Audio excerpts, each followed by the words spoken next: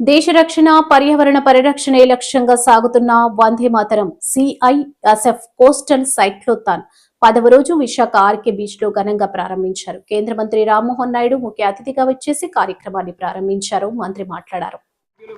అశోక్ గారు అందరూ కూడా కలిసి వాళ్ళందరికీ కూడా స్వాగతం పలకడం జరిగింది. దానితో పాటు నిన్న శ్రీకాకుళం నియోజకవర్గంలో కళింగపట్నంలో కూడా ప్రత్యేకంగా అక్కడ కూడా ఒక కార్యక్రమం పెట్టారు. అద్భుతంగా మేము అబ్జర్వ్ చేసింది, నేను చాలా గర్వంగా ఫీల్ అయ్యాను. ఎందుకనంటే ఈ యొక్క యాత్రలో 2 లొకేషన్స్ నా శ్రీకాకుళం నియోజకవర్గంలో రావడం నాకు ఎంతో ఆనందం అనిపించింది. దానితో పాటు అక్కడ కార్యక్రమాలు జరిగినప్పుడు కేవలం వాళ్ళకి సంబంధించినటువంటి వ్యక్తులే కాకుండా ఆ ప్రాంతంలో ఉన్నటువంటి చిన్న పిల్లల దగ్గర నుంచి అందరూ కూడా ఉత్సాహంగా ఈ యొక్క సిఐఎస్ఎఫ్ సైక్లిస్ట్ వస్తున్నారనంటే వాళ్ళతో మాట్లాడాలని, వాళ్ళతో పరిచయం చేసుకోవాలని, వాళ్ళ తాలూకా విశేషాలు తెలుసుకోవాలని చిన్నపిల్లలు కూడా ఎంతో ఆప్యాయంగా, ఎంతో ఆదర్శంగా ఆ యొక్క కార్యక్రమం చేశారనంటే సిఐఎస్ఎఫ్ పట్ల సామాన్యులకు కూడా ఎంత విశ్వాసం ఉంది, ఎంత నమ్మకం ఉందో ఆ గ్రామీణ ప్రాంతాల్లో జరిగినటువంటి కార్యక్రమాలు కూడా ఒక ఉదాహరణ. అటువంటి కార్యక్రమం ఈరోజు విశాఖపట్నం వచ్చింది.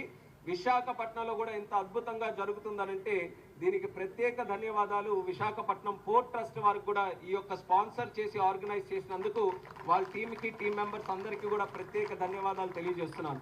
ఇంత పెద్ద కార్యక్రమం చేస్తున్నామనంటే మొట్టమొదటిగా ఒకటి మనం గుర్తుపెట్టుకోవాల్సింది, వీళ్ళు సైకిల్తో చేస్తున్నారు కాబట్టి సైకిల్ అంటేనే ఒక హెల్త్కి ఒక నిదర్శనం. ప్రతిరోజు మనం సైక్లింగ్ చేసుకుంటే మన ఆరోగ్యమే బాగుపడేది.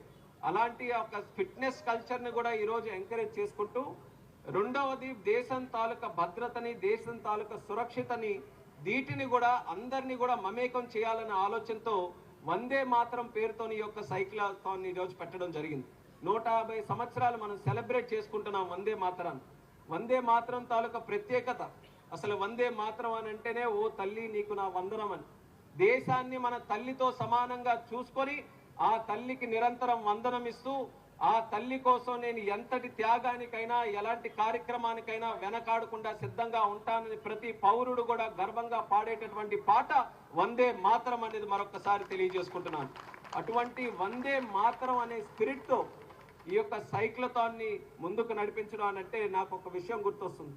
వందే మాత్రం ఏ రకంగా స్వతంత్రం కోసం మన అందరం కూడా కలిసికట్టుగా ఆ రోజుల్లో పోరాటం చేసిన వాళ్ళందరూ కూడా ఏ రాష్ట్రం నుంచి వచ్చినా, ఏ భాష వాళ్ళు మాట్లాడినా అందరూ కూడా కలిసికట్టుగా ఆ యొక్క స్వతంత్ర పోరాటంలో వందే మాత్రం ద్వారా ఐకమత్యంగా చేశారో, అదే రకంగా ఈరోజు సిఐఎస్ఎఫ్ని చూస్తే ఒక రాష్ట్రం గుర్తుకు రాదు, ఒక భాష గుర్తుకు రాదు, ఒక వ్యక్తి గుర్తుకు రాదు.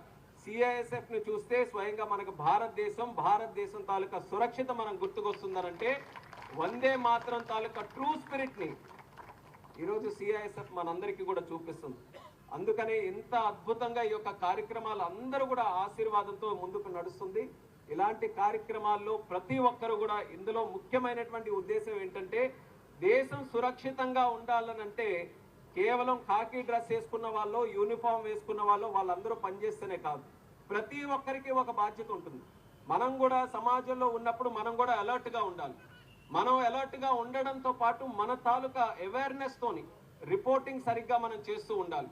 మన చుట్టుపక్కల ఉన్నటువంటి ఒక వ్యవస్థ మీద అవగాహన మనం పెట్టుకోవాలి. అవన్నీ కూడా సక్రమంగా ఒక పౌరుడిగా మన బాధ్యత మనం నిలబెట్టగలిగితే మన భారతదేశాన్ని తిరుగులేనటువంటి ఒక దేశంగా భవిష్యత్తులో తయారవుతుంది. ఇప్పటికే నరేంద్ర మోదీ గారి తాలూకా విజన్తో మన భారతదేశం ప్రపంచంలోనే ఒక ఉన్నతమైనటువంటి స్థానంలో ఈరోజు ఉంది. ఏ ఒక్క దేశంకి వెళ్ళి చూసినా సరే అందరూ కూడా మన భారతదేశంతో ఏదో ఒక అగ్రిమెంట్ ద్వారా, ఏదో ఒక సంబంధం పెట్టుకొని మన దగ్గర కార్యక్రమాలు చేయాలని ఎంతో ఉత్సాహంగా ఈరోజు ముందుకెళ్తున్నారు. అటువంటి సందర్భంలో మనం దేశంలో శాంతి భద్రతలు, సురక్షిత, దీని మీద ప్రత్యేకమైనటువంటి అవగాహన మనం అందరం కల్పించుకొని ఉండాలి. రేపు ఇది చాలా ముఖ్యమైనటువంటి మ్యాటర్గా ఉండబోతుంది. దాంతోపాటు తీర ప్రాంతంలో ఎకనామిక్ యాక్టివిటీ, మన పోర్ట్స్ కానీ, లేకపోతే పవర్ ప్లాంట్స్ కానీ, లేకపోతే రిఫైనరీస్ కానీ, ఇలాంటి పెద్ద పెద్ద సంస్థలన్నీ కూడా తీర ప్రాంతంలోనే వస్తున్నాయి. ఆ తీర ప్రాంతంలో సెక్యూరిటీకి సంబంధించి అక్కడ ఉన్న మత్స్యకార గ్రామాలు, ఇతర గ్రామాలు, గ్రామస్తులు అందరూ కూడా దీని మీద ప్రత్యేక అవగాహన పొందుపరుచుకోవాలని ఈ యొక్క కార్యక్రమం కూడా చేస్తున్నారు. దానికి ప్రతి ఒక్కరూ కూడా సహకరించాలి.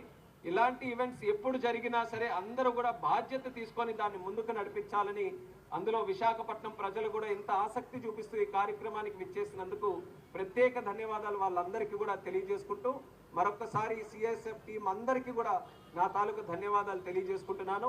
I wish you all grand success in the future also for the not only this one but also in all the activities that you are doing. In our airports, we see them working every day. And I feel especially the statement that I make as Civil Aviation Minister, wherever I am going in the country or outside the country, I keep saying that our airports and our civil aviation sector is one of the most safest and the most secure sectors in the whole world. And the reason I mention it is one of the most secure sectors in the whole world is because of the presence of CISF in civil aviation and in our airports. So I want to thank you for all the contribution you have made to us and all the contribution you are making day in and day out 24 hours. So once again, my sincere congratulations and thanks to each and everyone. Vande Mataram, Jai Hind.